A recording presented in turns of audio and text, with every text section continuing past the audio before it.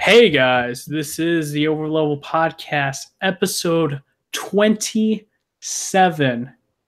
And guys, we got a couple of topics here and there, not as much as the previous episode, but nonetheless, we're going to talk about it, give our thoughts on it. And yeah, first, we're going to quickly talk really about like the small news. And it has been basically leaked by an NBA player that Call of Duty's new game will be Call of Duty Black Ops 4. You see him wearing like the four orange symbols, which is like, four lines, which is associated with the Black Ops Treyarch's Call of Duty. And my thoughts on it is, I kind of knew it was going to be Black Ops. But then I was kind of thinking that Treyarch might have been trying to do something different, kind of like along the lines of like Sledgehammer doing like Advanced Warfare going into, I guess, World War II, and then you got Infinity Ward doing Modern Warfare, Ghosts, and also Infinite Warfare, where you see like the differences, but it's going to be also a sequel, almost Black Ops 4's prequel, which 4 usually signifies it being a sequel. Now, of course, Activision hasn't said anything about this leak, about this NBA player wearing basically a Call of Duty hat for Black Ops 4. But, overall, my thoughts, I like Black Ops 1. Black Ops 2 was meh. Then Black Ops 3 didn't really care. And but Hood, what about the frozen forests? Oh shit! Oh gosh, no. I honestly will say, like, I'm not gonna be a straight up Call of Duty hater. I said I like Black Ops 1. It's just like Treyarch, I think, has potential. I just think that they could make other games. Like they made like the Spider-Man. I believe Spider-Man 2. I believe they made Spider-Man up into, I think, Web of Shadows. I think that was the last one they made. Yeah, and then Activision moved them to make Call of Duty, and Black Ops 1 was great. And then they just went into like 2, which became somewhat futuristic, and then 3, which became like the Matrix essentially, like balls to the wall crazy. And I'm just like, no. And then I just was like, because I played like Black Ops 2 and 3 at my friend's house, but overall, it's like okay. Unless it's like super impressive for me wanting to play, I'm not interested as of now. But those are my thoughts on this leak from the NBA player, which I just find kind of ironic that he's just walking to his game with the hat on. So, what do you think, Inspector? I mean, I'm kind of indifferent. I dropped Call of Duty after Modern Warfare 3. I'm just like, I'm done with this series because I didn't really enjoy Modern Warfare 3. Yeah. But in terms of Treyarch, World at War is still my favorite Call of Duty game, even though it's broken. Yeah. Like, it was broken like 2 years after 2 years after it came out because all the hackers came in and stuff. Oh yeah. That was notorious for it. Yeah. And Modern Warfare 2 was even worse with the hackers. But yeah, I loved Black Ops 1 as well. It was even though like the ending was kind of weird. Yeah. I didn't play, as I said, since I dropped it after Modern Warfare 3, I didn't play Black Ops 2. But I wouldn't say I'm surprised. I don't think the thing is, I don't think it's Treyarch's decision to make. Like, I think it's Activision's decision because like, okay, Black Ops sells, so why don't you just make another Black Ops game? I think it's like Activision just hovering over Treyarch, just saying you should make another Black Ops game since they sell. But you can tell that like after Black Ops 2, like Black Ops 2 was kind of like the end of the story for the Black Ops franchise, but yet like they still make Black Ops games. So it's kind of weird because there's like no there's like no mention of Mason in Black Ops 3. Oh yeah, it's like it just went in its own different direction. Yeah. Like very little to do with the previous Black Ops. Yeah. So yeah, that's all I gotta say. I'm indifferent to it. Okay. I don't really care. What about you, Talani? About Activision going for Black Ops 4. Yeah, like the NBA player basically wearing that hat for Black Ops 4 and it not being announced and all that. I'm on the same schedule. I'm on the same wavelength as Inspector. Like, I never played the second Black Ops, but I did play the first one. Mm-hmm. But I'm on the same level with Inspector there, what he said. So yeah. All right. My thing is, I'm just wondering as to why the dude was wearing that. You know what I mean? Yeah, like was this just at a random event? Like did they just like go up to him and ask him or whatever, or like where was this at? This was like at one of the games, I believe, for like the player. I don't know the actual star name because I'm not into watching basketball like everyone else. Where my friends will be like, "What? You don't know that guy?" And I was like, I don't watch basketball like that. But for me, it's just I don't know. It's like A, I don't know how he got the hat, and B, like I don't know how like he wasn't careful about that. It's just beyond me. Mm-hmm. I mean, but it is the time, I guess, for another Call of Duty announcement. I believe we're around that March timeframe, like usual. I believe, like March Madness, where they, I guess, show off Call of Duty like CGI trailer. I guess. So yeah. I guess once that happens, they probably wear the hat or something like that. Yeah, but it's weird that he's just wearing that hat. Mm-hmm. That's kind of weird. Yep. I guess he didn't have to sign any NDAs or anything like that. So. No. All right. So the next set of news, we get Xbox. We got a couple of Xbox news. First, we're going to talk quickly. State of Decay is going to be priced at $29.99. They have announced that, and also, I believe State of Decay 2's release date. If I am positive, let me look it up real quick. Decay 2 release date. Okay, price. Okay, here we go. May 22nd. Yeah, May 22nd. Ooh. Interesting. And it's going to be $30. But if you want to get like the Ultimate Edition, that's $50. My thoughts on that, State of Decay 2, it's like, the first game didn't have co-op, so it was just like primarily a single player game. But it's interesting having a game that you can play with your friends that has permadeath, which basically means that if you die, you straight up die. Your character's dead. You have to create a new one, and your items are all gone as well. So kind of have to like survive, like legit survive, and get to play with your friends, which is probably the biggest, I guess, selling point for the game. Now, originally this game was priced at $59.99. And now it's turned down to $30. And also they announced that if you have, Game Pass, it's coming, the day of with Game Pass as well. So pay $10 a month for that month. Play State of Decay 2 and then end it that month. So I don't know. Hearing about Game Pass is just like making less incentive of people going out to purchasing your games and just paying that $10 that month for that game and just end it there. So, but for me, I think State of Decay 2 has potential for Xbox. I don't know what it means in terms of price for them lowering it from 60 to 30. Is that what they believe the game is valued at? Maybe. I don't think it's like a AAA game. I don't believe Microsoft owns the studio, but yeah, those are like my thoughts there. Do you mind if I go because I'm an Xbox user? Yeah. My thoughts on this is just ridiculous on price. Mm-hmm. I got a free Game Pass, right? Yeah. For a month, and I think it's ridiculous what they're doing with the games they're putting out. Mm-hmm.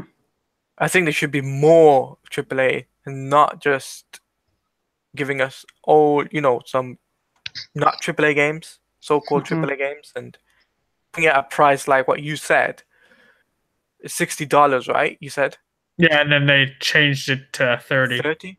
It's Mhm. ridiculous. People will notice that shit.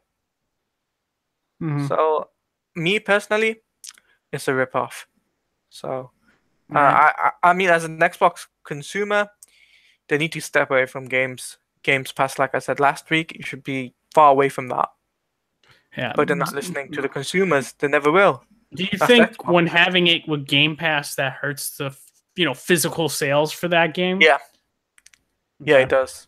It does, because if somebody bought it for $60 and then somebody else buys it for 30, you're getting ripped off, isn't it? Well, the $60 is it's not that was the original price. The $30 is not the current price. I'm saying for Game Pass, you just pay that $10 a month when that game comes out. Hmm. You're basically paying it $10, and then you can end it that month. Whereas somebody that pays it for $30 just pays it for 30. I'm saying whether or not that's going to equate into less sales for State of Decay 2 physical due to Game Pass. Yeah, I think it's gonna get to that point. Yeah, I think. but I I think think that what because sorry, I'll let you finish, Claudia. Finish. I just think Xbox is going downhill with this Game Pass thing. And if they're gonna bring out more games like the game you just said, it's gonna get people frustrated. They're not gonna be like, oh, we'll go to PlayStation or PC, and they'll know that there's great games on Xbox, so on PS4 and PC. They know that. Okay. But the thing is, even though I'm an Xbox guy, I'm not gonna lie. Um, the thing is, I still think they just need to get away from this whole Game Pass thing. How long ago did they start this Game Pass? They announced this the Game Pass was a while ago, but now Was they're starting to do it like day and date with the games coming out now I instead of mean, no, I waiting mean for a is in while. terms of Game Pass itself, the whole I believe design. like this stuff came out in 2017, but The, they announced finally this year yeah. that any game that comes out the day of, it will also be on the day of Game Pass as well. Okay, so well, that's just me though, man. I mean, Game Pass, it's only been this 1 year. Step away from it. It's not working out. All right. I'll give it to Inspector to give his thoughts and opinions. For Game Pass. Yeah, and also State of Decay 2 as well. Yeah, I think it's gonna hurt physical sales, but like people have been going digital for a while now, so I think physical sales have been down for the past like few years because people are moving to digital because digital takes up less space. Like, would you rather have like a case for a game, or would you just rather have it on your system? But like, and also like State of Decay for $30, like I feel like it's weird because I've never played State of Decay, and also I'm not an Xbox user, so I have like I kind of have like no say in this because like I'm not an Xbox user, I'm a PS4 user, so I don't really know how to look at this. But as in terms of physical digital, as I said, that I feel digital like physical sales have been going down.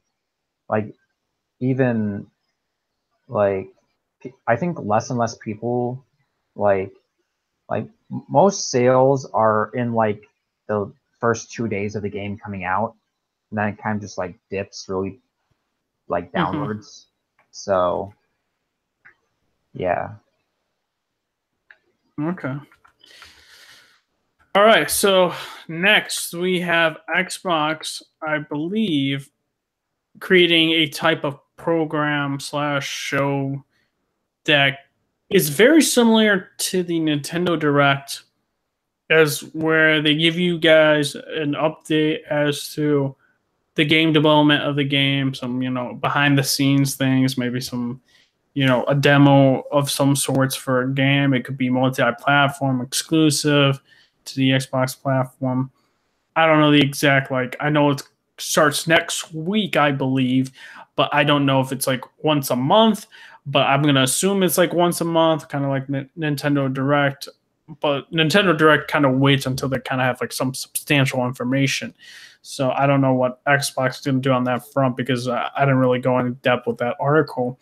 But it's very interesting that they're kind of going that similar route as the Nintendo,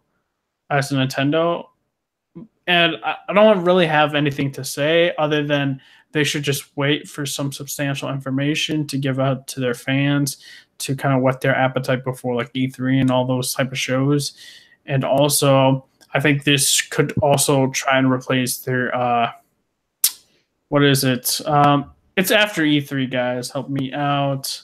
The show Gamescom. It can just replace Gamescom, and they don't need to be there because of if we look back at their last year's Gamescom, it was pretty awful in terms of their announcements, in terms of their being there.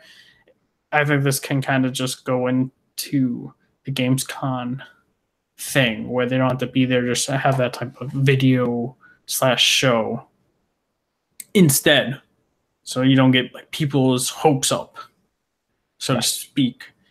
But overall, I don't have anything negative to say. All I have to say is just show like substantial, things for developments for your games, and also, wait. Just don't always do it where you don't have anything to give to the fans. Just wait until there's some stuff. But that's my opinion. What are your thoughts, Inspector? I think it's interesting how they're doing this. Like, how they're doing this is like Gamescom is pretty much going to be dead in the next like couple years because everyone like Sony doesn't have a big like they moved their big like summer convention to Paris Games Week, so like they're not going to be like they're going to have a lesser presence at Gamescom. Now Microsoft is going to have a lesser presence at Gamescom. Nintendo barely has a presence at Gamescom. So it's probably just going to be like other publishers like EA and like those people. But I don't see Gamescom lasting that long after this since big publishers and companies keep on leaving. But I feel what Microsoft is doing is that they're looking at what Sony has been doing with PSX. And I think the next few years, I think Microsoft is going to have their own PSX level event. All right. So, I mean, I don't know if it's going to be as successful as PSX, but like time will tell. Yeah. Yeah. What about you, Sladio? Because you're an Xbox user, you think this is a good move for Xbox to do this? No. You don't think so? Dang. No, I don't think so.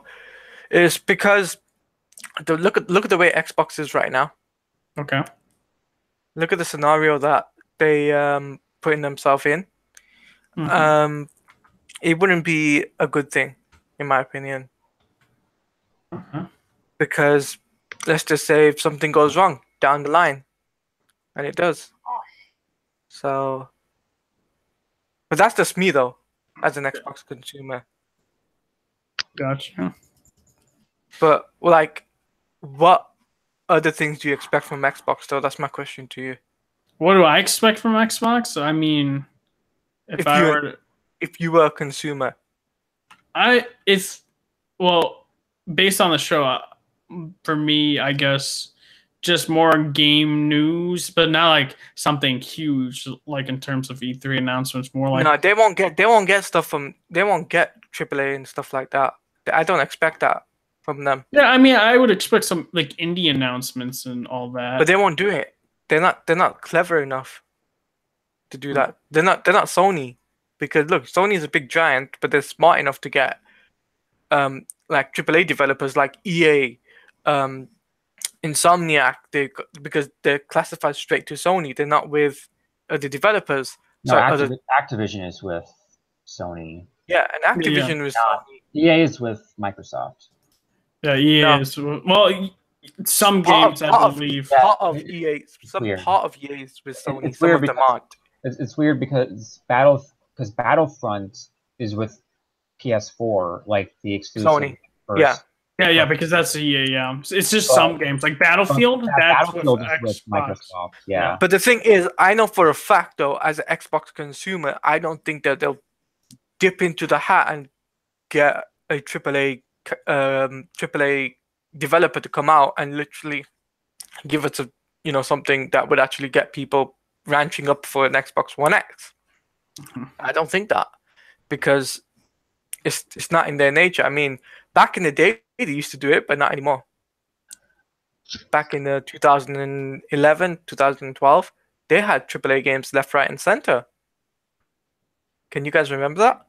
Yeah. No, they had like Gears and all that, and like new games. Yeah. Yeah, because that's how 360 was outselling PS3, and now it's like the other way around. It's the other way around. And now it's the other way around, where Sony's getting all the AAA games and they're getting all the big bucks, big games and that. And people from Microsoft, people who are Xbox consumers, they're like, "Oh, where's our stuff?" But that's what I gotta say, man. All right. So we also got some tidbit of information regarding Nintendo, and guess what? They're having a Nintendo Direct tomorrow, and a lot of people are trying to guess what they're gonna have coming. And I just want to put, I guess, my 2 cents into what they might be announcing, what they might be showing in terms of for Nintendo. I don't think it's going to be like super big news, but I'm going to kind of base it off of what they done in the previous Direct, and they kind of announced some interesting things before coming out to, I believe, PS4 and Xbox One with the Dark Souls remastered, which was very interesting. But I'll go with my predictions. I believe that Diablo 3 in particular will be coming onto the Nintendo Switch. We've been always hearing these conflicting rumors, and then also hearing sources now confirm yet again that Diablo 3 is in fact going on the Nintendo Switch, and I believe that we'll get a game announcement for it, which will be very interesting in terms of having that type of game on a Switch, or even a Nintendo console in general. That's very insane. Because Diablo 3 was also, I believe, on PS4, and also I think it was on Xbox One later. But I'm going to say Diablo 3 will be announced on the Nintendo Direct. I'm going to also say some bold predictions. I believe like a Metroid Prime trilogy port will also be coming, or like being announced on the Nintendo Direct, because we've been hearing, I mean, they've announced Metroid Prime 4, but we've been hearing, Metroid Prime 4 being developed by the people at Bandai Namco, which will be pretty cool to have, a trilogy of games for Metroid Prime series. So people, like the consumers that got a Switch, can kind of get introduced that way, kind of like the Bayonetta collection, like Bayonetta 1 and 2, which was very smart of Nintendo to have those ports come in like that and being announced. I'm gonna also say, you know what? I'm gonna be bold. I'm gonna say they might show the Pokemon game that has been talked about by Nintendo. And kind of see like maybe a CGI thing, or maybe even some gameplay and seeing the graphics or something like that. That would be pretty interesting. I don't think Shin Megami is going to be there. I think that's going to be more of a E3 type of thing, that they'll have Fire Emblem, the same thing. I think that's more of an E3. Maybe that Yoshi game would be on the Nintendo Direct. And also, I'm going to say Project Octopath Traveler, which is like the actual project name. They've had a demo and stuff like that, and they've had a Nintendo Direct in December with the demo, or November. And I think we're going to get some more news about that, because it's supposed to be coming out this year. I think we're going to get a last trailer for it. And the, game will be coming out pretty shortly, which will be very good, because I played the demo and I thoroughly enjoyed Project Octopath Traveler. And the story is great. And it's like a very, like, it's like an old, like, type of, I don't know what you want to call it, 16-bit or something like that. Like those old style games, and you get to play as main characters you get to choose in each playthrough, and different storylines, and they're voiced, which is really cool. Like, and they're also in like 2.5D environments, and it looks amazing. And I can't wait to get my hands on that. And also, I think I'm gonna say one more prediction for Nintendo. I think they're gonna show more of the. You know what? I'm gonna say they're gonna announce the Netflix app on Nintendo Switch, saying you can download the Netflix app today. And I'm also gonna say they might go more into depth with their online infrastructure. But those are my thoughts on what they may or may not show for the Nintendo Switch for the Nintendo Direct. I guess any of you guys have any predictions for, I believe, the Nintendo Direct, or do you think that, or any advice you think Nintendo should do for this Nintendo Direct for their fans? I think you pretty much hit the nail on the head. Like, I don't think I have. Yeah, I expect something about Metroid Prime, probably. Maybe maybe something from Mario. Yeah. Has that Zelda DLC come out or no? Yeah, that's all been done. Come out. All the season pass stuff has been completed. Okay. So I was thinking Zelda, but since that's maybe like a port change. No, maybe like a port or like a remaster of Skyward Sword or Twilight Princess. Okay. Just to build off the hype of Breath of the Wild. That's a good prediction. Other than that, like, I pretty much have nothing. All right. I agree. I agree with Inspector. You've just hit it right on the nail. The only game I'm probably expecting is probably port changes games. You know, possibly Spyro or some other, games that would be possible to be port changes to Nintendo Switch. So that's what I think. But you've hit it right. You've hit like the nail on the head, basically, about what you want. What we should be getting at for the Nintendo conference. Yeah, Nintendo Direct. Yeah. Yeah, you've just hit it on the head, man. I've got nothing else to add to, really. All right.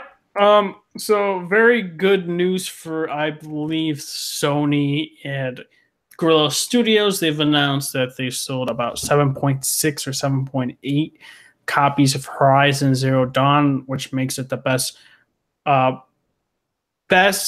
new IP for Sony ever. Wow. So, which is good. It's good numbers because there's not been any type of like brand new IP that has ever done those numbers for Sony. And yeah, this is definitely going to be getting a sequel. And this is what I really like about Sony with their first party studios. They let them take the risk, and sometimes it doesn't pay off, but sometimes it does, and just gives those developers the freedom to, create the games and the visions that they want on the Sony ecosystem.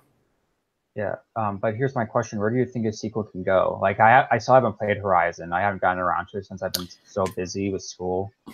I mean, I can't really say. So it's like, I think there's does the ending set up for a sequel, or is it? Yeah, it's a potential sequel. I mean, if they didn't want to make it, they could leave it like that, but they can. And I think, I believe when I saw that scene that hints at the sequel, I don't know if that's an end credit scene or whatnot, or something, or maybe the actual ending. I have no idea. It might have been the end credit scene. Or do you think that instead of making another game focusing on Aloy, they can like pull back and like tell more of the history of how like this world came to be as it was? Like, I think it could go that way. Like I say, like, I think it could go that way, but if you play the game, it kind of somewhat explains that those remaining time periods, and also those there's audio logs in the game which also kind of go in depth. The audio logs are hella in depth, like they go on for a couple minutes, which kind of gives you like that's what I like about Horizon Zero Dawn is like I guess the story itself and then the actual like backstory too. I guess you could say. I mean, could they do in terms of back then, like a prequel and someone's perspective? I guess they could, but I think just due to the amount of sheer success that this game has had with the character and people liking Aloy so much, I think for me, I would just do it like this. If I were Guerrilla Studios, I would either do it a part 2 or a trilogy, so to speak, for Horizon Zero Dawn, because we know like Naughty Dog, right, with The Last of Us, they're doing Last of Us. They did Last of Us 1 or Part 1, whatever, and then they got Last of Us Part 2, which I think Part 2 is the finale. That's like it's a 2-part story, and that's it. There's not going to be a Part 3. It's not going to be a trilogy. Whereas Horizon Zero Dawn, it depends, I guess, on also the second game. But I think they're going to try and make that a trilogy. And then if they want, they could go and make it a prequel. Or they can just do the prequel right away. But I think more along the lines, if I were a betting man, they'll go with like Horizon Zero Dawn 2. And, with Aloy. But that's just me. I guess, Talati, what do you think about those numbers for Horizon Zero Dawn? I think it's amazing. I think there'll be a second part to Horizon Zero Dawn for Sony. And I believe it's a great hit, for the developers to push for a better game and improve on what they did for Horizon Zero Dawn game. For them to do a sequel, it's a no-brainer, right? Yeah. And I mean, it'll be a Sony exclusive again. Yeah, so it's totally a Sony exclusive because it's a first-party studio. Yeah, so it'll be a Sony exclusive and it'll be awesome. Sequel, boom, and it'll be double what they made from the first game. Yep. That's my prediction. Don't quote me on that. It's just a prediction. Yeah, but I believe Horizon Zero Dawn 2 will be launching as a PS5 title. I don't see it coming. That? Yeah, I mean, I think that as well. Think about it like this: they did the expansion that came out November. Yeah, I think it's going to take at least 3 years of development. So yeah, it'll be a PlayStation 5 title then. PlayStation 5 title for sure. Yeah, like if they announced it at like the PS5 announcement, whenever that's going to be, like either next year or the year after 2020, I think it would get a huge pop since it was very popular. Horizon Zero Dawn was really popular. Yeah, they might do that, like kind of like along the lines of I guess Uncharted when they announced that, or no, the Uncharted game was actually announced the launch day of the PS4. Yeah. And that had like the beta code for Uncharted 4. Yeah. Yeah. But yeah, overall, it's good news for Sony, and they just need to continue with it. And I hope it, Ghost of Tsushima gets kind of like the level of recognition like that. I hope for Sucker Punch. I want an actual like gameplay trailer. Yeah, which I'm hearing that it may happen, at E3 along with gameplay of The Last of Us Part 2. So, all right, we got more Sony news, and this goes along the lines of Sony announcing Detroit Become Human coming out May 25th, which is 3 days after State of Decay 2 for Xbox. And it's very interesting because we kind of see that it's legit a month after God of War, which Sony's spacing them out pretty even. And that's just good news. So it doesn't, those games don't cannibalize themselves because it just doesn't make sense if they were like maybe a couple weeks apart, which wouldn't be good. But overall, yeah, it's a good day. It's a solid date. I think it's going to perform pretty well because there's not many games coming out. the month of May, right? So I think Sony is going to shine on having that date there. But I guess, what do you guys? I think essentially think about the release date. You guys think that that's a good date that Sony has set for themselves, going a month after God of War? But for me, yeah, I think it is. What about you guys, Inspector? Yeah, I think it's a great idea because like a month is just enough for people to like finish the last game and also like just like get ready to dive into the next game, but still have that other game if they want to like go back. And I think it's like spaced out perfectly, like just 1 month. So yeah. What about you, Saladir? What do you think about that release date? I think it's a good release date for God of War. You talking about? We're talking about Detroit Become Human. Oh, Detroit. Oh, sorry, Detroit. Yeah, it's a good release date for May. Because Detroit, I've seen the game trailer. I saw the release, like, was it release game with trailer or something like that? I don't. Are you talking about for the release Detroit. date being announced? Like, it was in an advert or something. I don't know. I thought it was just announced on Twitter. Oh, it must have been an advert. Then sorry, my bad. But yeah, it's a good release date. So personally, I think it will definitely latch on. And then obviously you got God of War, and then you got Spider-Man coming after that. Rumored obviously at the moment for Spider-Man PS4, but in terms of Detroit becoming in May, boom, it's gonna make a lot of sales for sure. It's for sure it's gonna hit on nail, man. Yeah.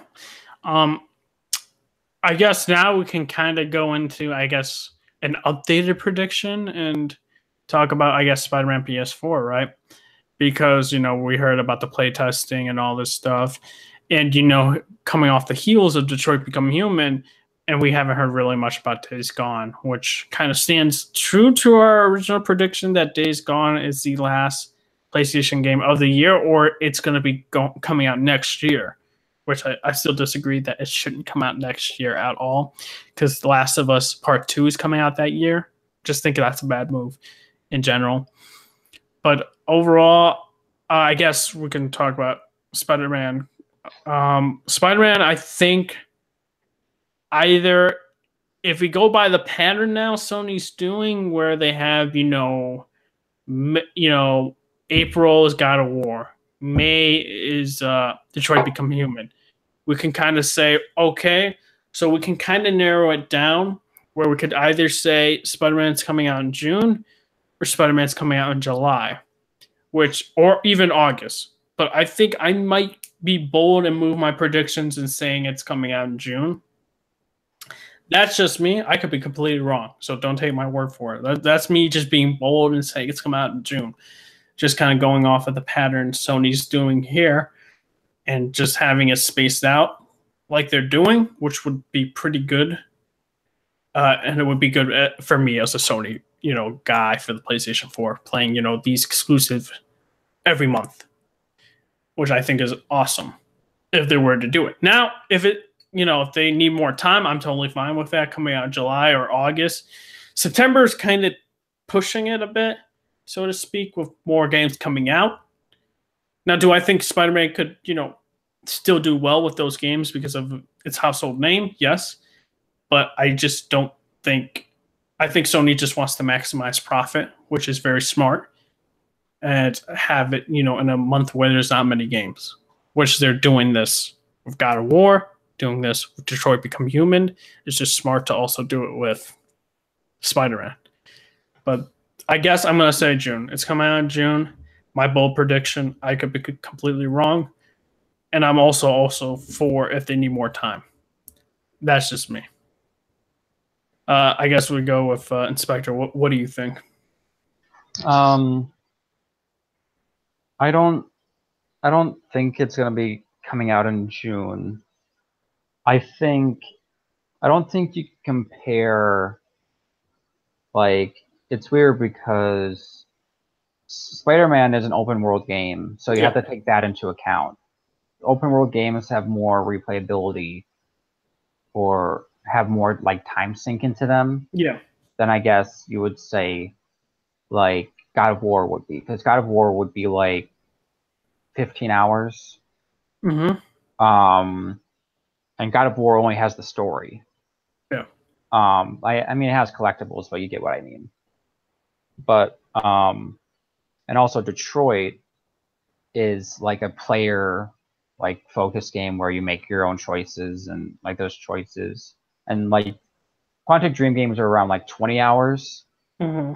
Around there, 20, 25 hours. No, well, yeah, God of War for this game is going to be like 30 hours, and then Detroit Become Human. Also, it has kind of replayability because of your different choices and your different Yeah, outcomes in the game but and all yeah, that. but I feel that for an open world game, you have to have more space in between it. That's So true. I would have to probably say, I would say mid July at the earliest. Mm-hmm.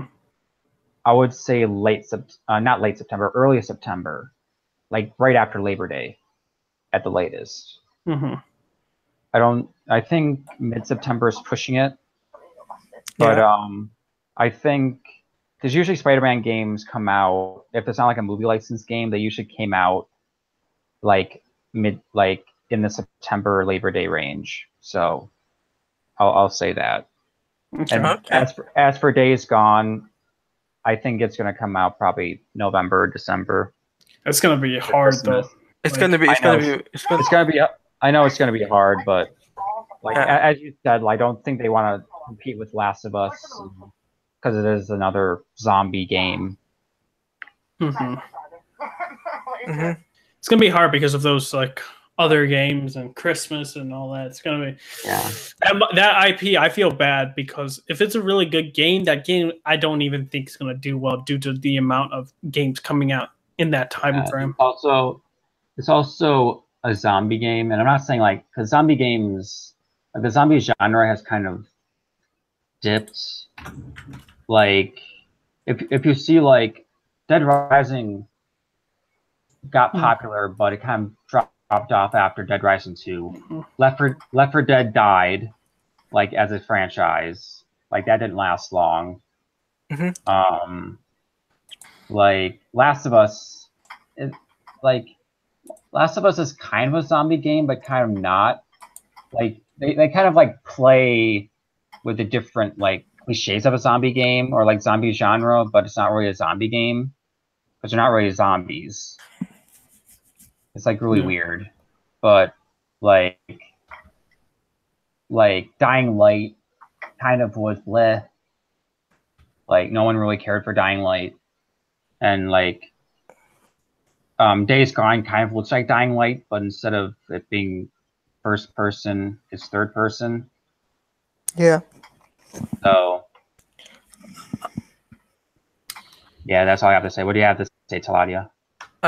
With the Spider-Man release. Yeah, about With the Spider-Man. Spider-Man release date, I'm guessing it's going to be July. That would be a perfect time window for them to release it. June or July. Because you've got in May you got Detroit, April, May. In June you probably have God of War.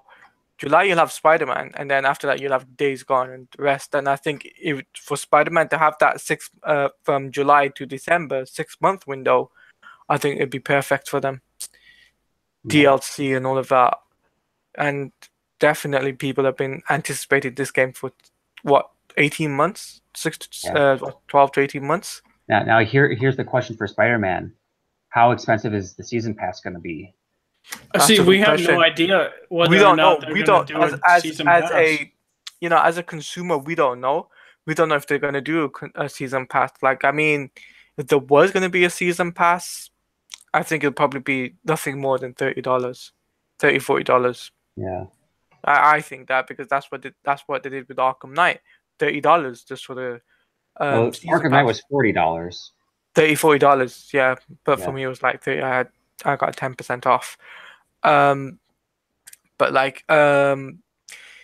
But yeah, I think that Spider-Man PS4 will come out in July, and we'll have that 6 month period. You'll have story DLC, skins DLC, all in one package. And I think that would be the main focus for Sony to work on.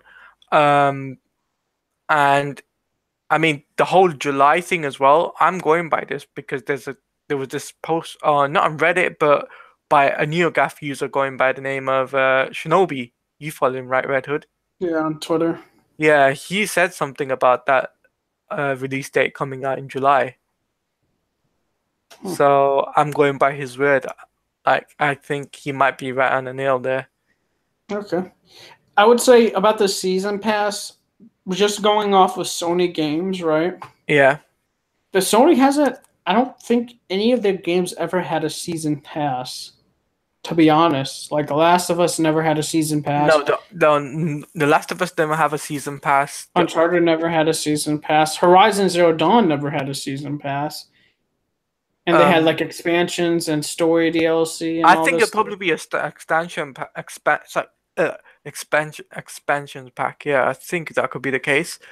But so yeah, I think they're gonna have DLCs for costumes, but I don't think we're gonna have like a season pass per se. Like Batman unless they go down that route. But if they don't go down that route, it'll just be a story extension pack and possibly the skins like they did with, like before Spider-Man games. Yeah. So I think that, but I hope this game, Spider-Man game, is the one that people have been asking for years. I hope that for their sake, because we don't want another Spider-Man game to fail. Like, if you know what I mean in terms of sales and that. Oh yeah, I mean, I think the sales will be there. Okay. So we got some information regarding God of War. Some people are just like Corey Balrog, director of God of War. They were like, dude, is God of War going to have microtransactions? And he was like, no. No, there won't be any microtransactions. Overall, I'm going to say my thoughts on this. Great news. Amazing news. No microtransactions for this game. I'm glad. Because, microtransactions are destroying games left and right, and it wouldn't make any sense for microtransactions to be in God of War, and I'm glad that they aren't in God of War, and that Sony's kind of taking note about these microtransactions and to not do this or not pursue this or not force it on their developers, and I'm glad to hear that, and yeah, I hope it continues with the other games as well and not to have microtransactions. But Inspector, what do you think about this news? I think it's good. What game is it again? God of War.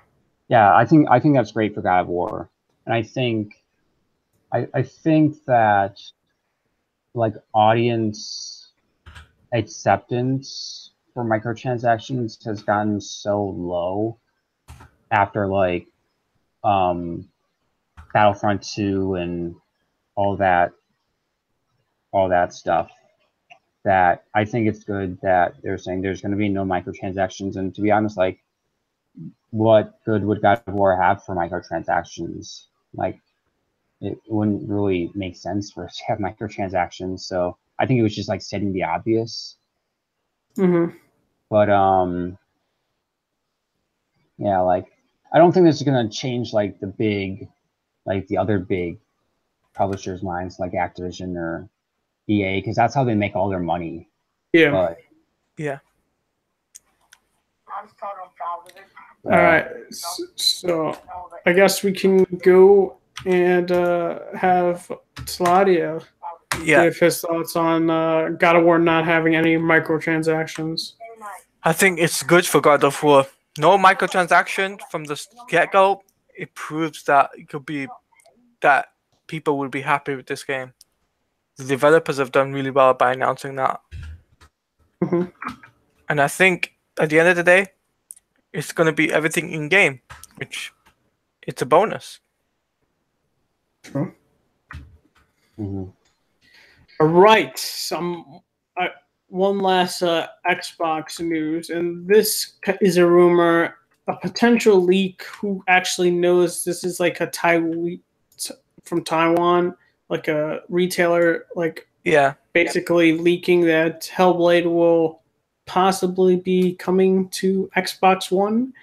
And my thought on this, if it's true, I have no problem if they go into Xbox One. I just hope that the Xbox platform supports the game, and Ninja Theory, makes a profit, for the game as well. But yeah, I really enjoy the game playing it on my PC, and I hopefully other people can enjoy if this turned out to be true, of course. But what are your thoughts, Inspector, on possibly becoming to the Xbox platform Hellblade? I mean, I think it'd be good for Hellblade, more sales, but like other than that, like, I mean, yeah, that's all I gotta say. It would be good for Hellblade. It would make it reach a wider audience since it's only been on PlayStation.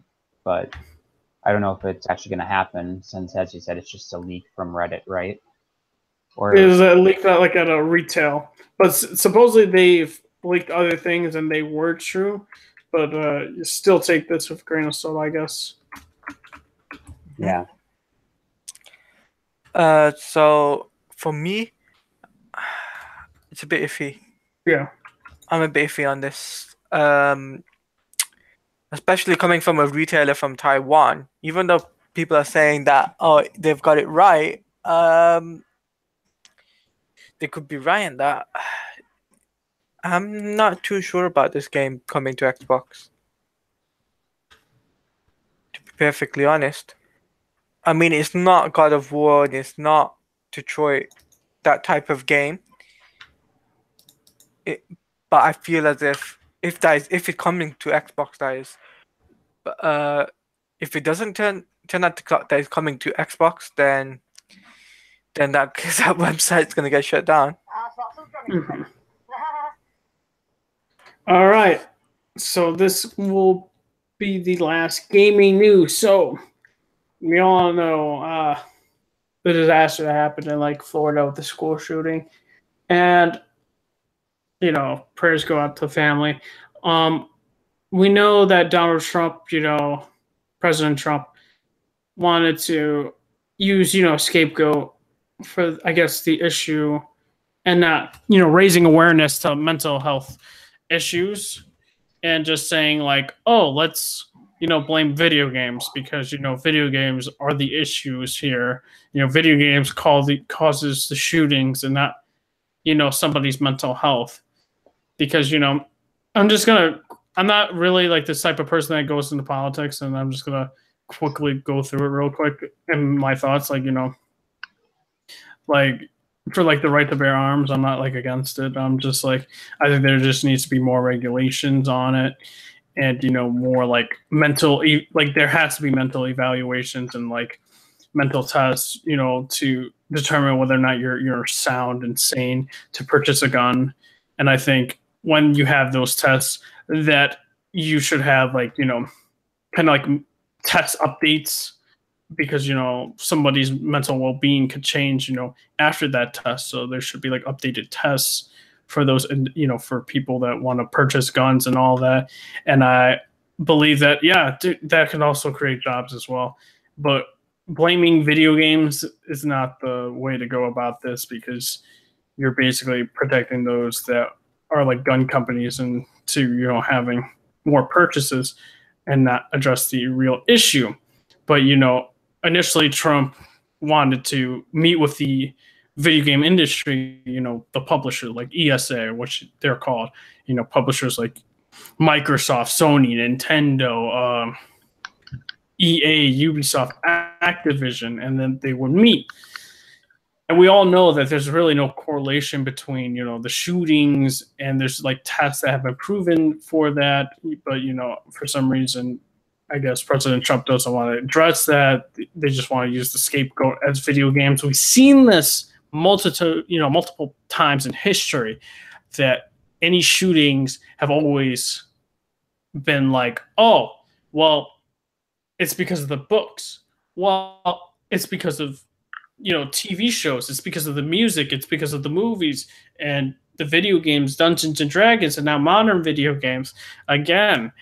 And we've seen that, even though there's been tests proving that that's not the case, they just need a scapegoat. And my thing is, Trump, initially said that he he sent invitations to the ESA.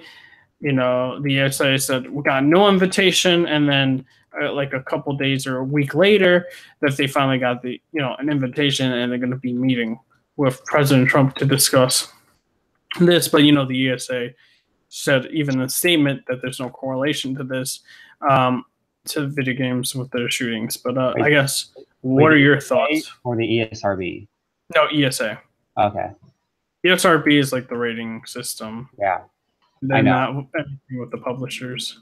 But I guess, what are your thoughts, Inspector? Because this is very, like... As you're saying, he's just... Sorry, I'll let you finish your... Yeah, it's more like, it's against, I guess, video games. It's just like, video games are the scapegoat. Just like the other forms of entertainment were scapegoats back then. Yeah, as you were saying, he's just pretty much using it as a scapegoat, saying, "Oh, these are to blame, like just because they're violent." I'm gonna sound like all like the news people or like all the other people that are saying like, "Then why don't you blame movies or books or whatever because they're violent too?" Like you just can't blame one medium, just because I guess like if it's a first-person shooter, like you're looking through the eyes of whoever you're killing or whatever, like that's a very like loose like reason. But I kind of get where that's coming from, but it's like really loose in terms of like how like it's described. But like it's kind of unfair because like back in 2005 there was this court case that actually did paper on in high school. It was about like someone not like putting like the stamp on the game saying minors can't buy this, like not suitable for minors, like that. And like it was shut down because of First Amendment violations. But I think like what Trump is doing is that I don't like making this a huge political thing. But what Trump is doing is that he's kind of saying, oh, like we should put more restrictions on video games because they're so violent. But because they like he's using the correlation the correlation causation argument. So, like there's a so-called correlation between violence in video games and violent like real life violence. But he's not saying there's a correlation, he's saying it causes it. Like that's totally different than what a correlation is. But yeah, I think it's stupid. But yeah, and I would like to repeat, I believe, politicians are backed by companies. It's kind of like a thing. Not back then, but like as of now, and gun companies are pretty huge with, politicians and stuff like that. My thing is like, just create, mental evaluations and mental tests, which can, reduce this and, actually like go to the root of the, cause and the problem, right? And plus, like, violence isn't the main, like, thing that brings people into the game. It's the characters. Like if you look at Hellblade, like there's violence in the game, but violence isn't the main draw of the game. It's like mental. Yeah, it's mental. It's straight up mental illness. Same thing with Last of Us. It's like family. Like there's these themes in these video games that because Trump is just like Trump and other politicians that are looking at video games, they're just looking at it on the surface level because they don't have time to play these games. Oh yeah. Like because they're too busy, I guess, making the world a better place, whatever, quote unquote. But like if they actually played the games and actually like looked up reviews and like all that stuff and did their research, like they would see that there's like these themes that people latch onto in these games that like that make them stand the test of time. Yeah. Yeah. I guess Slotty, I know you're not, an American, but Yeah. yeah, what are your thoughts, I guess? On the ESA, yeah? Oh yeah, with Trump, blaming video games, That's for like for shootings He's and all that. overreacting. He's overreacting, Okay. me personally. Um, as a guy that lives in the UK, I don't know what its difference, UK and US, but I mean, I haven't looked into this properly, but I think he's overreacting though. Mm-hmm. But that's just me. I know that the government there is different to the UK, so I'm a bit. Yeah, I don't know. Different. Yeah, you're like you just have a different perception, different viewpoint. Yeah. But like I don't really know because I'm from the UK. Like from the UK perspective, I don't know how the US would work with the ESA and all of that. Mm-hmm. Hope you understand that. I got you. We're gonna probably get more news on this later on once the meeting happens and all that. So we'll talk, I guess, more about it once you get more information on the ESA side and also on Trump, which he makes his point very known when it's on his Twitter feed. So yeah, that is it for the gaming side of news. We're gonna go into, I guess, the TV and movie side of things. TV news. All right, so Netflix has been, going in and, releasing trailers left and right. Jessica Jones comes out this Friday on Netflix, so I guess check that out. Also, Luke Cage is coming out, I believe, in June 22nd, which will be, that'll be very interesting. And I believe Iron Fist will be making an appearance on that show. And also, they showed some Daredevil season 3 poster, the kind of concept art poster, which is very interesting. This Daredevil has the Daredevil, DD symbol on his chest, which is very interesting. And also, we have House of Cards final teaser trailer coming out in fall. And the dislike and like ratio is very interesting because the likes and dislikes are about even. Like they have 7K likes and 6K dislikes or something like that. So I guess even though this is a final season for Netflix, and we can all assume why people are disliking the trailer, and because Kevin Spacey was the main character for Frank Underwood, and they're not going to have him there, and that's what a lot of people are saying in the comments is what Kevin Spacey made the show. Kevin Spacey was the person that they look forward to watching on the show because of his good performance, and people equate it to if there's Breaking Bad without Bryan Cranston, there's no Breaking Bad and all that. And my thoughts on it, I mean, Netflix did what they did because, the allegations and all that came out for Kevin Spacey. They wanted to, I guess, be good in the public eye, perception and all that, which is a good business decision and all that. But for people that House of Cards because of Kevin Spacey's performance, they're not gonna like the show.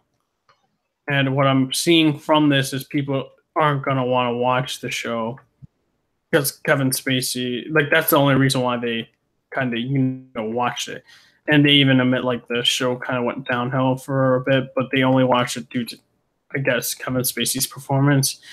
And I watched it, and I think Kevin Spacey's performance was pretty good. I'm not gonna equate the allegations to his performance. I'm just gonna judge it solely on his performance on the show, and it's really good. It kind of makes me watch the show, and will affect my viewing of House of Cards final season. I don't know. Time will tell. Later on. For me, kind of more. I just need more trailers. You know what I mean? I need to see more because the teaser trailer didn't do anything for me. So I just need to see more about it. And I'm not going to rule it out. But what are your thoughts, Inspector? Like, I never really got into House of Cards, so like I kind of have no opinion on it. But like, it makes sense when Netflix did what they did. Like, they didn't want, like, I guess the stigma of Kevin Spacey on their show, so they decided to cut ties with him. So it makes sense. But I get where the people are coming from. I don't know if they're like doing it the right way, but what are they gonna do? A hashtag boycott House of Cards or something? I mean, this is the last season, so it's like, I know, but like, I don't know, like, this is coming from a person who hasn't watched House of Cards, so yeah. I can't really say anything. Because yeah, it's just an interesting situation. It's like some people, you know, I could I guess I know both point of views and stuff like that. For me, I just need to see if the trailers later on will be good. You know what I mean? If they won't, you know, I tune out and not see it. If they're good, I will see it. But if not, the last season I will watch would have been season 5, the last season. But I guess, Todd, what do you think about the House of Card news? You know, with people just liking it. Is there a second? This first question: is there a second season and final season? No. There's been 5 seasons. Yeah. So this okay, is the so 6th it's the season. final season on Netflix. I think that it's a good thing, but we don't know how far Netflix will go. What do you think about like the dislike ratio and stuff like that for people? Like, you know, like we don't know how, you know, because you know how Netflix is currently going internationally. Like, because you know, obviously you get House of Cards, you'll get Luke Cage and all of that on the Netflix stuff, on the Netflix TV show side of things, but we don't know like if House of Cards will still be running if Netflix comes off our streaming service at the end of this year. You know what I mean?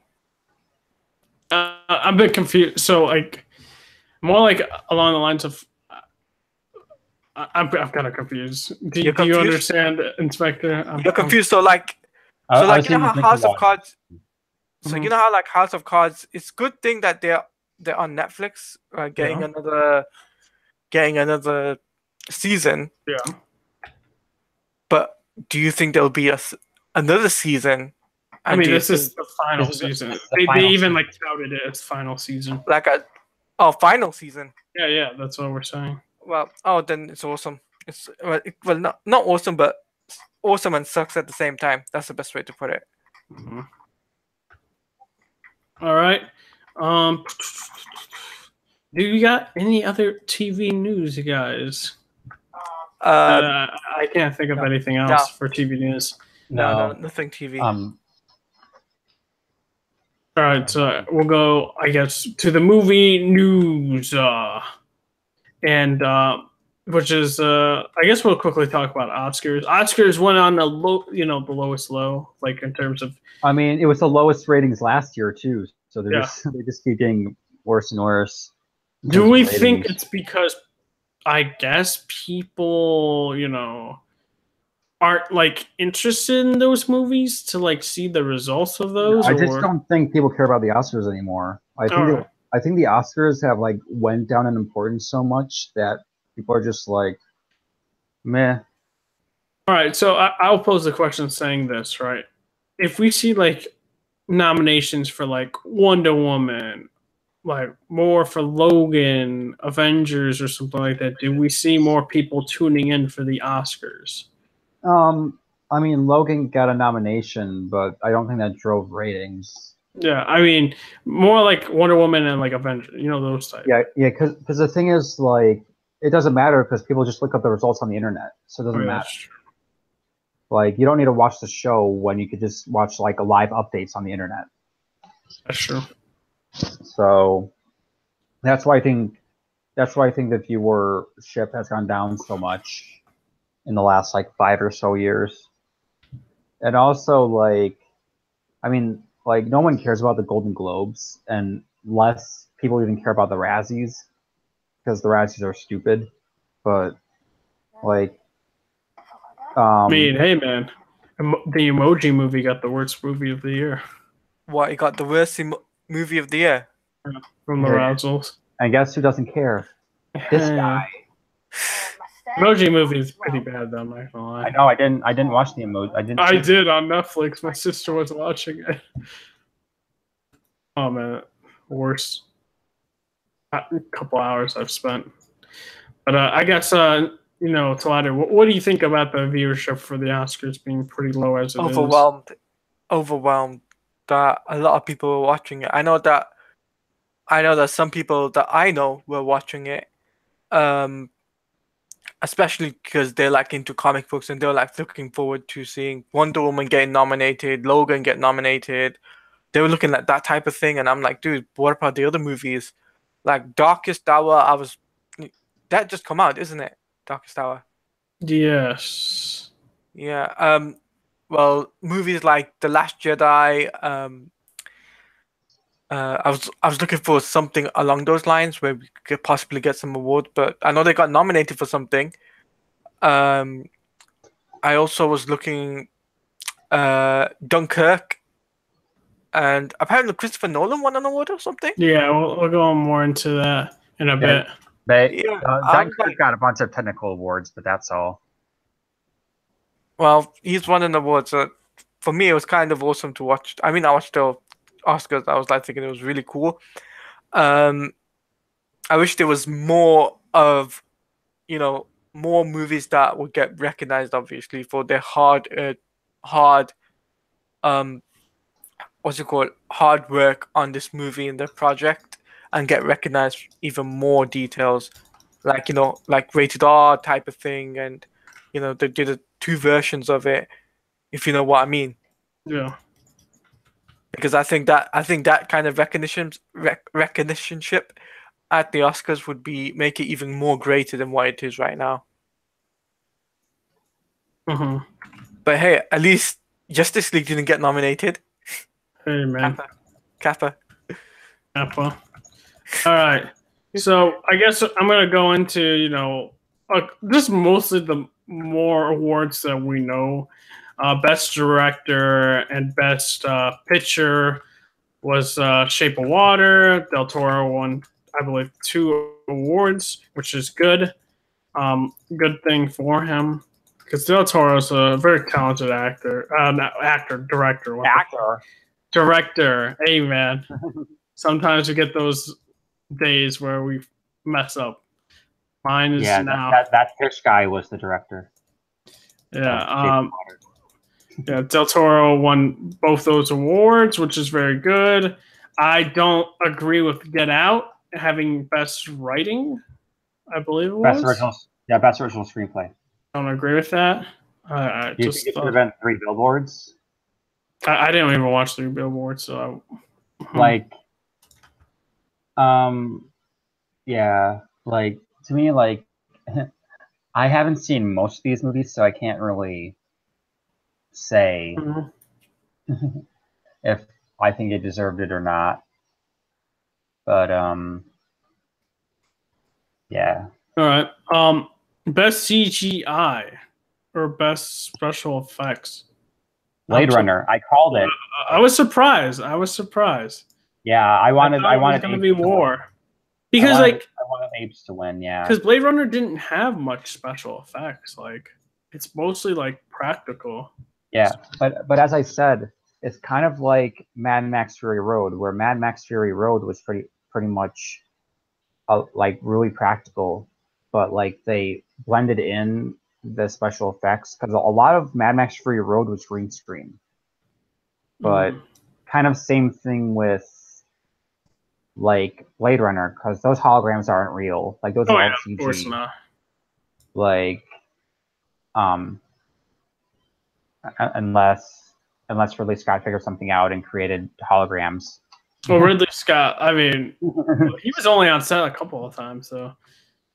Denis Villeneuve, yeah. Yeah, because he's the producer. What else? Principal cinematography was also was Blade Blade Runner. Runner. Yeah. I think it was well deserved. I think Roger Deakins, it's been. Yeah, he is talented. I'm not gonna lie. Yeah, he's like, I think he's got nominated like 15 times, and this is the first time he's won.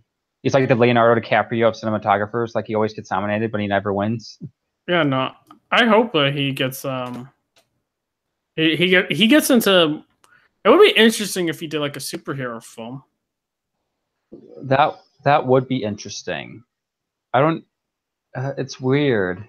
I think since he's big into sci-fi, I think he would be great for a Green Lantern movie. Mm-hmm. But I think Green Lantern. There's a lot of like, I guess, fake outcry about Green Lantern on Twitter for some reason. Hmm. People complaining about like Jon Stewart, even though Jon Stewart is confirmed to be in the movie.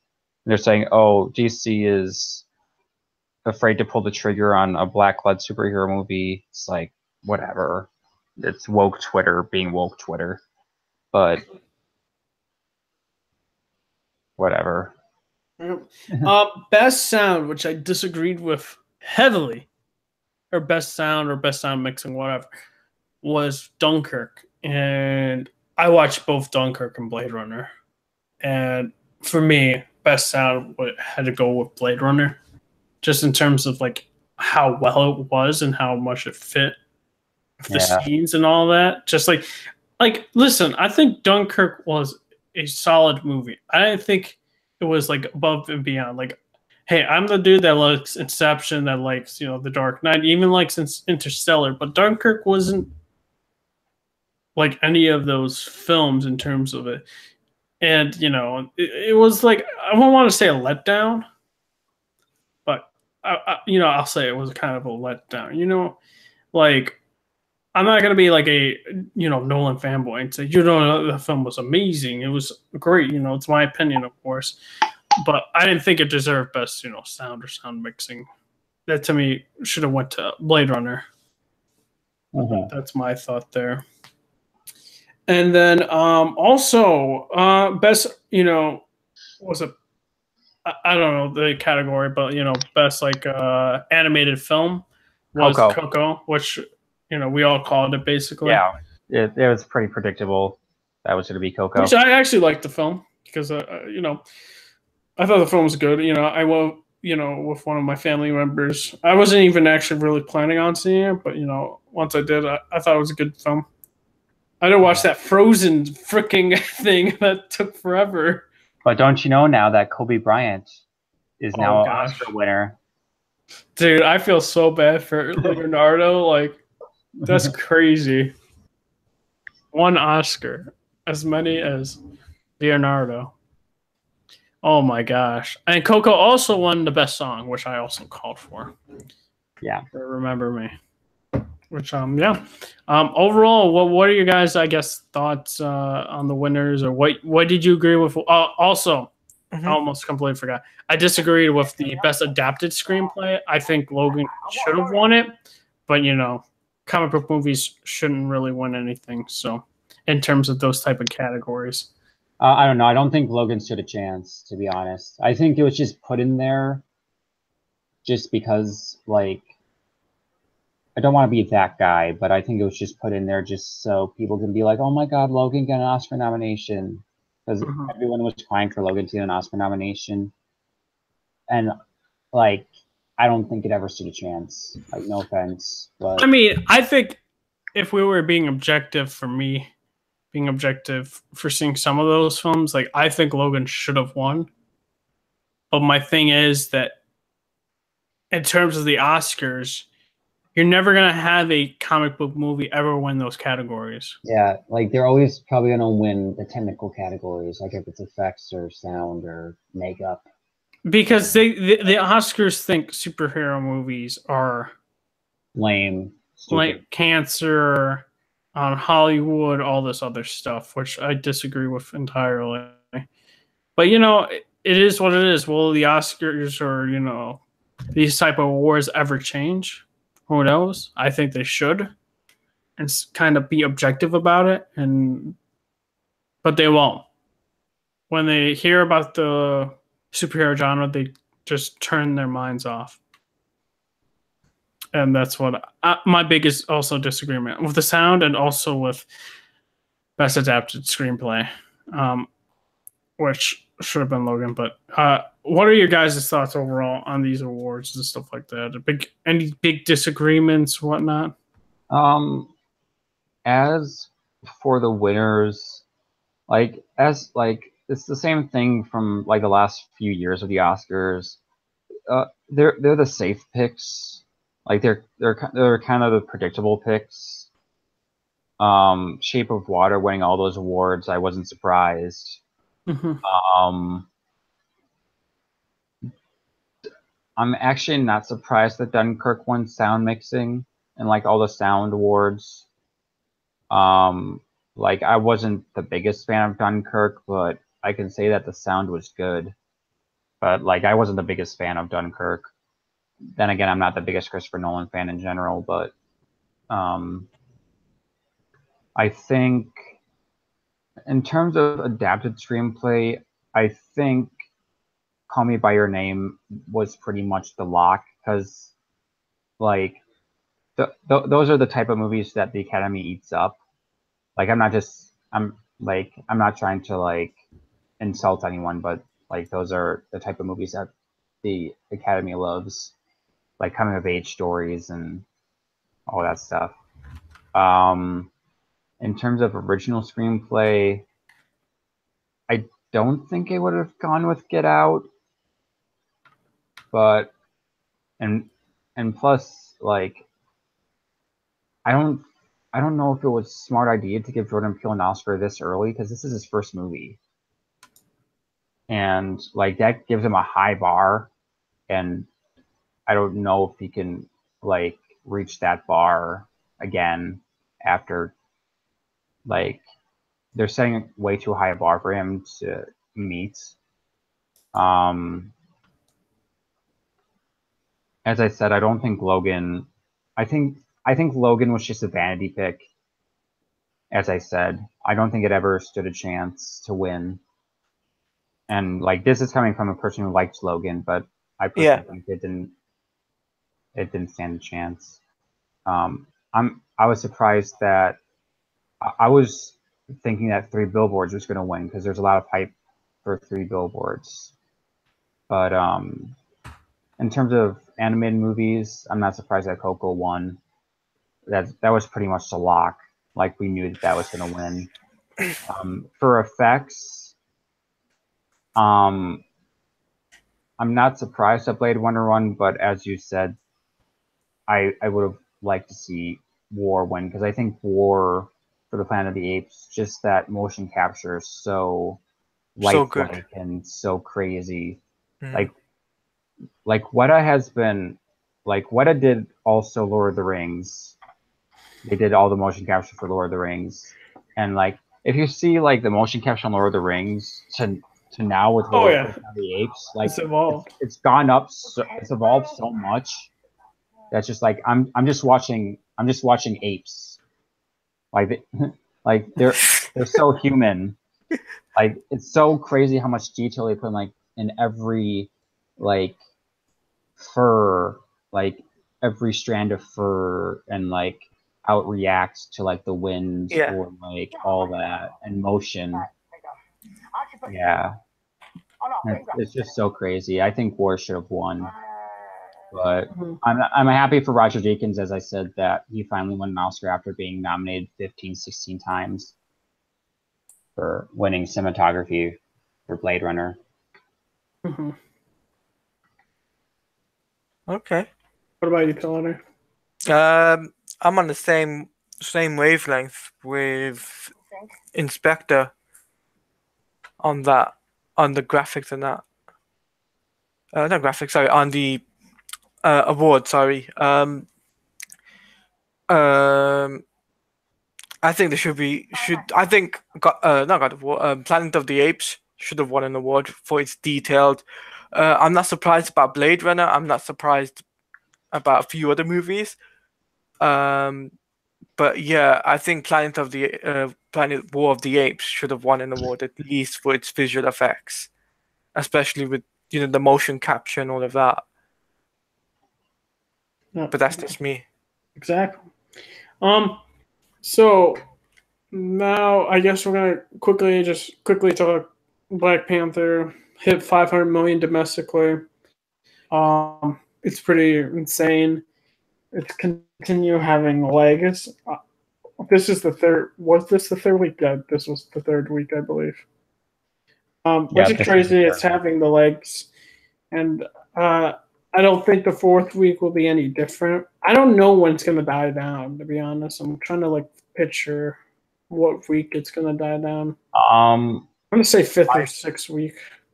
Yeah, I'm gonna say probably mid-April because that's when the hype for Infinity War, since Infinity War was moved up a week. I think that's when the premiere for Avengers is gonna be. So I think that's when it's gonna die down.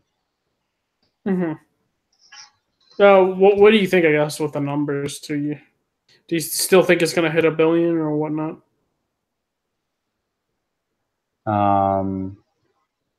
At this point,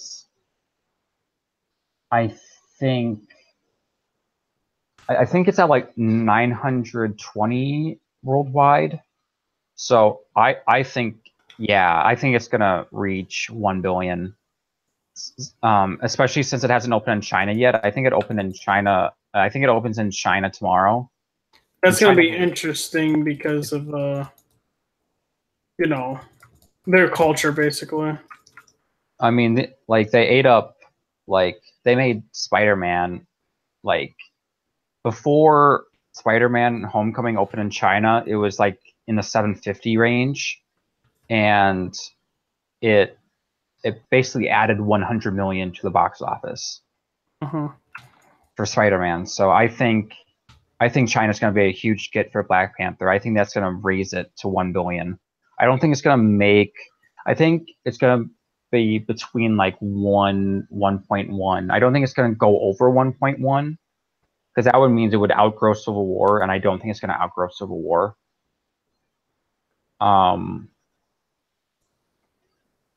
And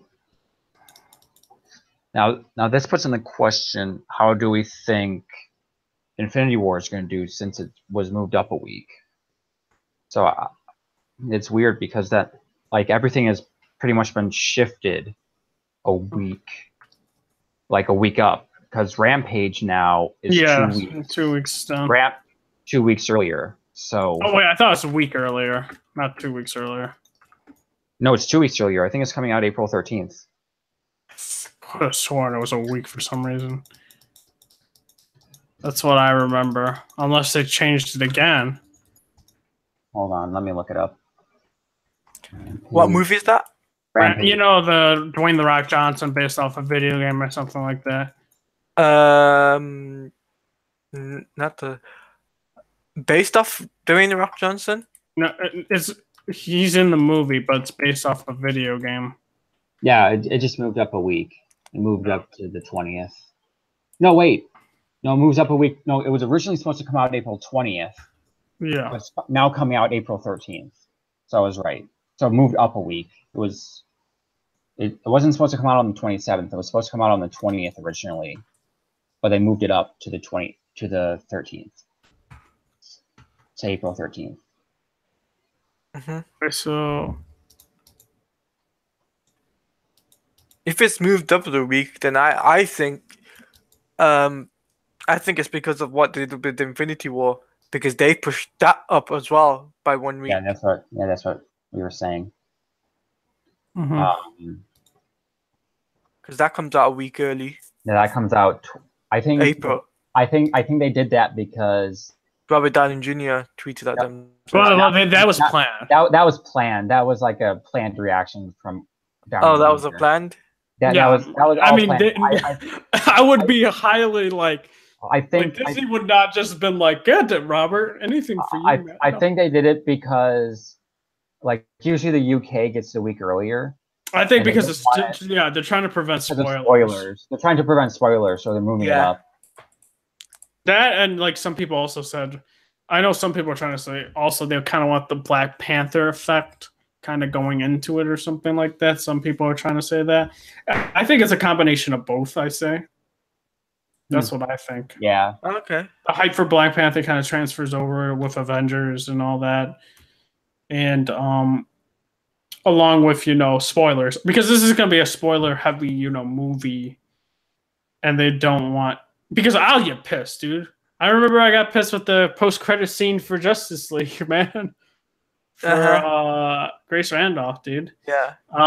And this gets prevented, from happening. So I'm fine with that being. But you know what's going to happen? 2 weeks. So 2 weeks before, there's going to be the premiere, and then a week before the movie, they're going to the embargo is going to lift. No.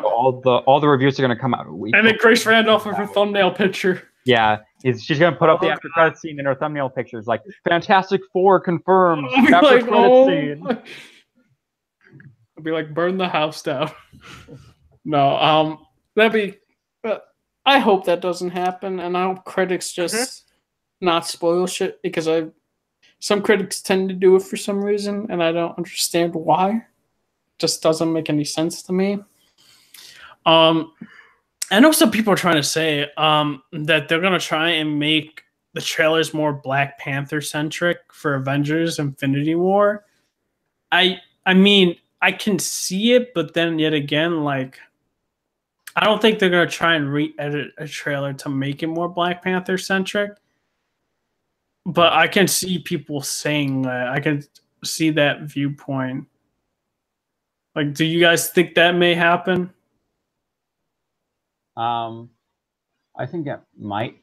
I think it might happen because that's what happened with Justice League. When Wonder Woman was a success, they pushed Wonder Woman out in front of the trailers, and it also makes sense since it looks like the final battle is going to be in Wakanda because the first trailer showed the last battle being in Wakanda.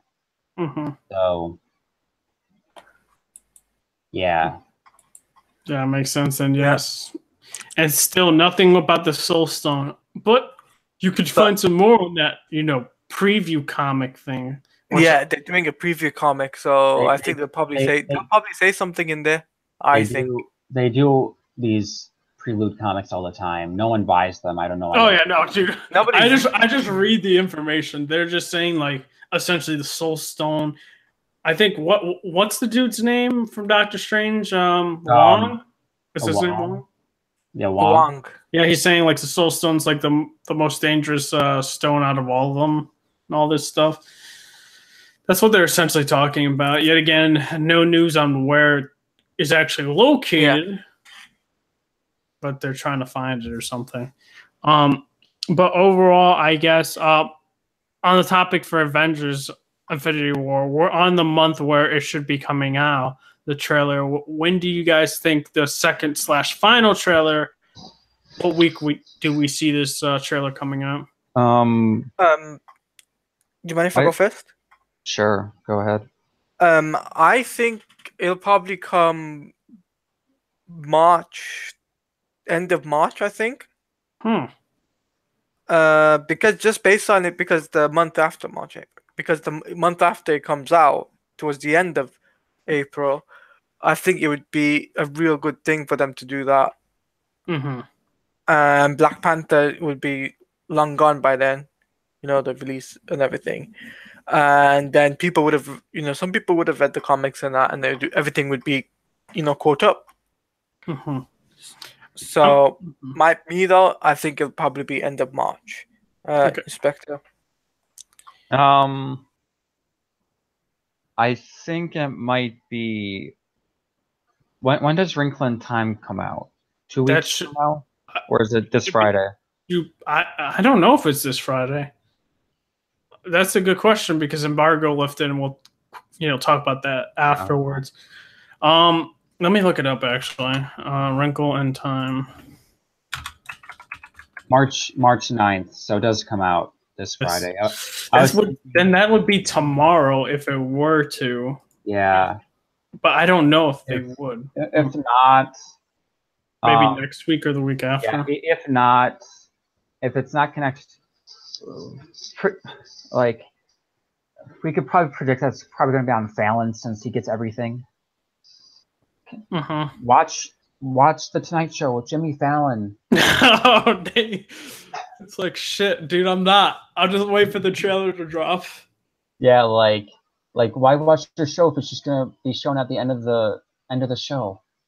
Like, doesn't matter. And then Marvel's like YouTube page will have it too. So yeah. So what's the use of promoting Fallon if it's just gonna drop on the internet? Yeah, I'm gonna say the trailer for me when I think it's gonna come out could be tomorrow or next week. That's what I think. I think having it at the end of the month is a bit too late. That's what I think. Yeah. Because that's like a month, and usually they kind of want to have that at least more than a month to have. Because this is the second / final trailer. Yeah, and keep in mind that the premiere is usually 2 weeks before the movie comes out, and they need to have the trailer come out like way before the premiere. And I'm trying to also think. Yeah, I just think having it either tomorrow or next week's the perfect time frame to have, because then you got a bunch of TV spots, which I won't watch at all because TV spots, I don't understand, ruin everything, to be honest. Yeah, it's like Tyra Magnus, watch all the TV spots. I don't know how he enjoys movies, to be honest. Me neither.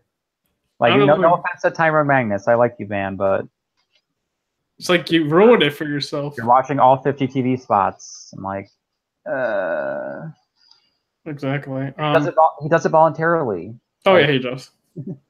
He even says, it doesn't faze me. It's like, all right, man. Good luck. All right, so after this, we got one last movie topic, and we call it a night. Wrinkle in Time, you know.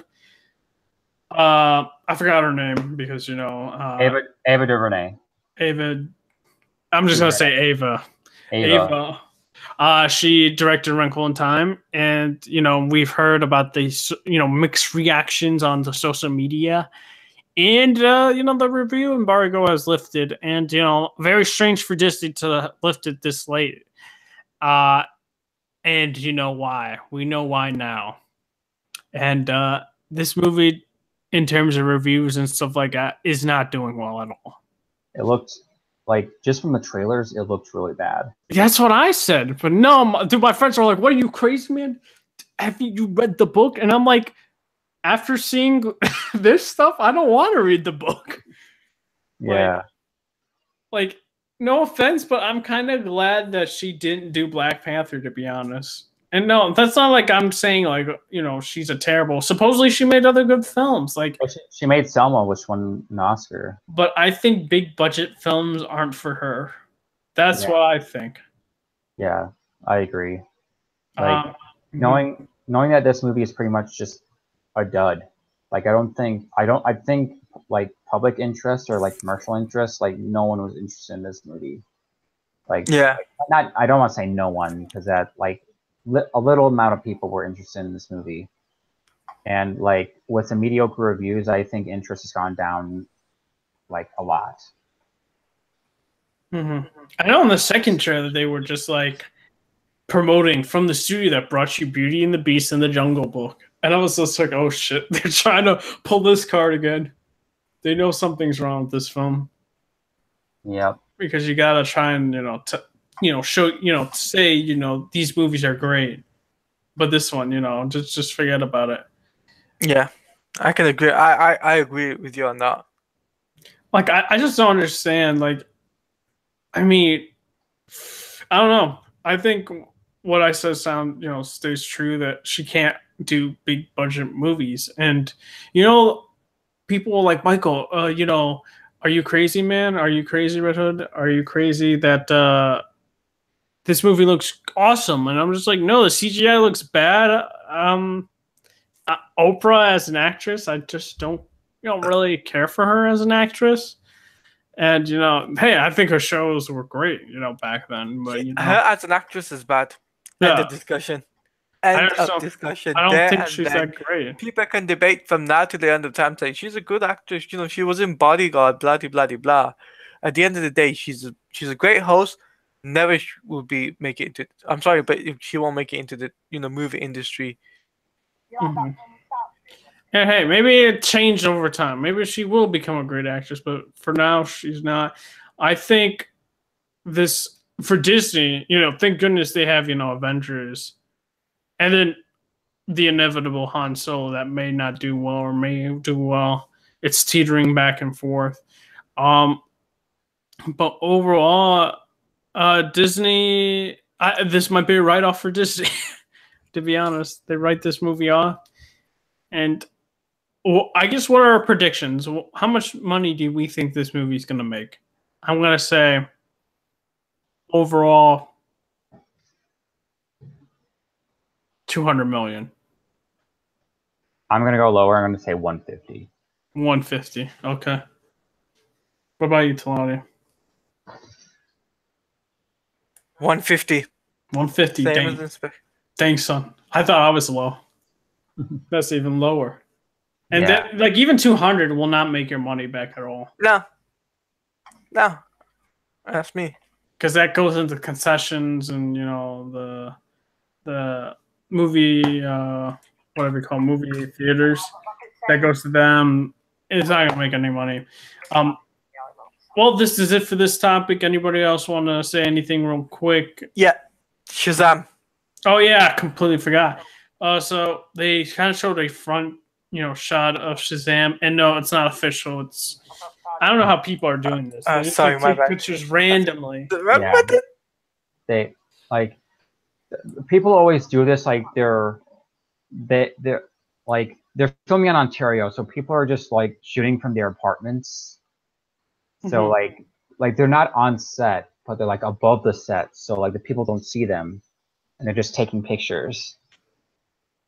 But I think it looks like it's very like definitely New 52 inspired with the lightning bolt. I would have liked to see like a solid yellow lightning bolts, but I understand why they're going with like the open lightning bolts. Even though I'm not the biggest fan of the open lightning bolt, but I mean, it looks cool. It's still like it's not an official picture, so we can't really judge it on its merits. But like, I'm still waiting for that official picture. But dude, Zachary Levi is like one of the funniest people ever because he posted like a video on Twitter, and it's like one of the funniest things ever. But he's like, guys, seen the Shazam pic? It was like really funny. But yeah, that's all I have to say. My thoughts on, I guess, the costume itself. I think it's solid. Yet again, I just want to see like an official picture, crispy like HD picture. Crispy? You want to see a crispy Shazam suit? Yeah, man. Yeah. Crispy. 1080p 4K picture. Wait until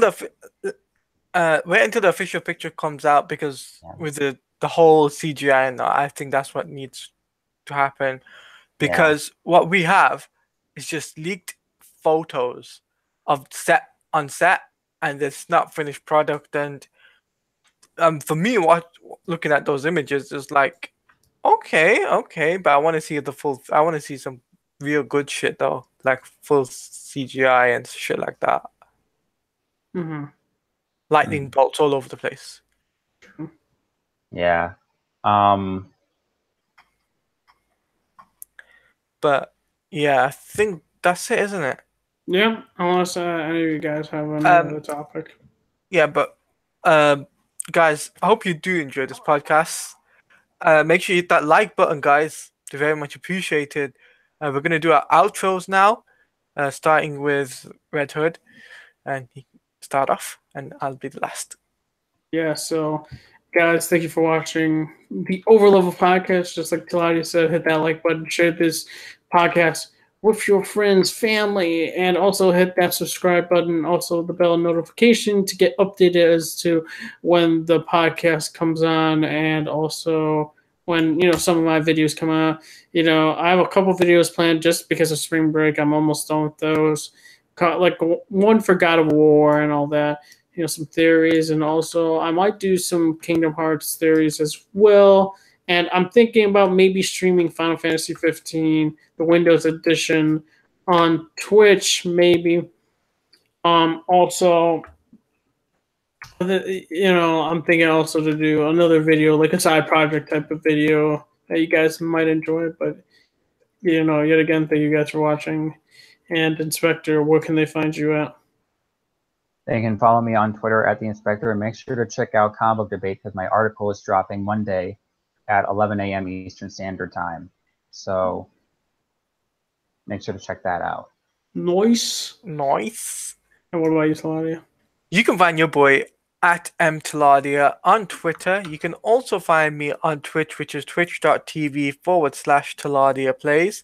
You can find my YouTube channel, which is just simply Taladia Plays if you search it up on YouTube.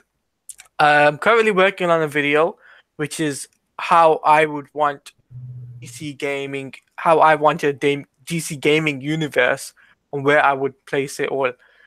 So I'm working on that type of video for over the next couple of weeks. It's taking me a bit of a while to get things done, but hopefully it should be done either by the end of this month or possibly before that. I'll just have to find out and wait and see, guys. But like Red Hood said, make sure you do like, comment, favorite, and subscribe, guys. Make sure you share this podcast with all your friends, guys. It'd be very much appreciated. And until next week, we'll see you guys then. See you later. See you.